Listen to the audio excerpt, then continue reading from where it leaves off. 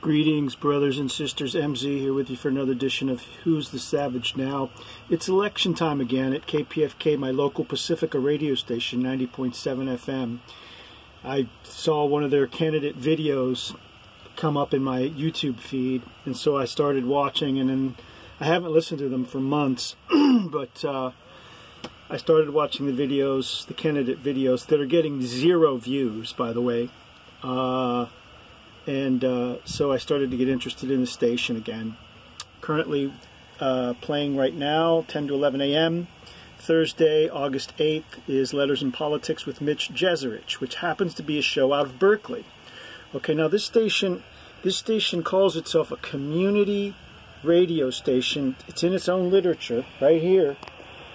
Your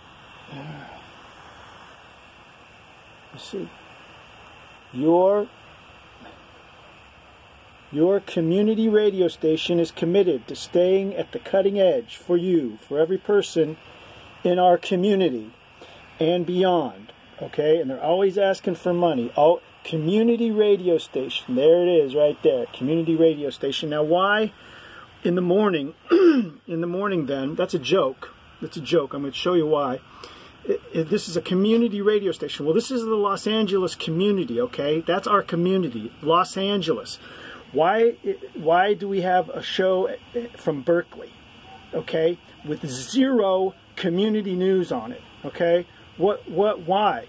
He's covering a story that Amy also covered on Democracy Now! This morning from 8 to 9 about mental health, okay, which is also on all the national news programs, okay? So I've been listening for about 3 hours now. I haven't heard one local community news story on my community radio station. Okay, so it just doesn't make sense to me. Look at the, okay, let's just go down here. It's 60 years old. The station is 60 years old, okay? And it's just floundering and way off base, okay? Way off base. Democracy Now! A story from 8 to 9 in the mornings out of New York City. In fact, Amy Goodman is no longer even with Pacifica. She is her own. She produces her own show, okay, and she's on countless outlets throughout the country. Countless outlets. She has her own website. You can go to democracynow.org and hear her show. Why does she need to be on my clogging up my airwaves of my local community radio station? Okay, let's look at the.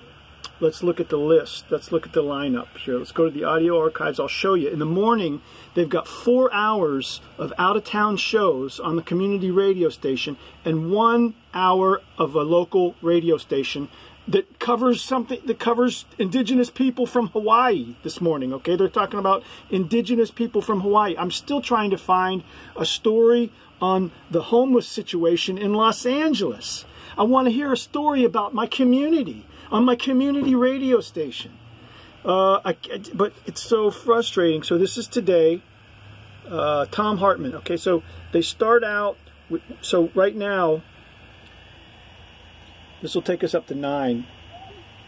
I'm sorry, 10. This will take us up to 10. So they start out the day at 6 a.m. with somebody called Stephanie Miller. I think she's from the East Coast as well, like Amy Goodman.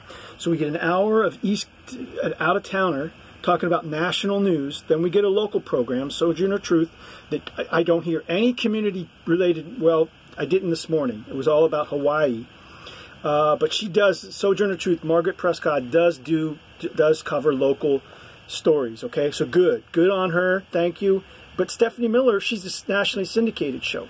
Democracy Now! Is another nationally syndicated show. Tom Hartman, another nationally syndicated program. None of them live in Los Angeles or anywhere near Los Angeles. Okay? So how can you call yourself a community radio, and then Mitch Jeserich is on now from 10 to 11. He's up in Berkeley.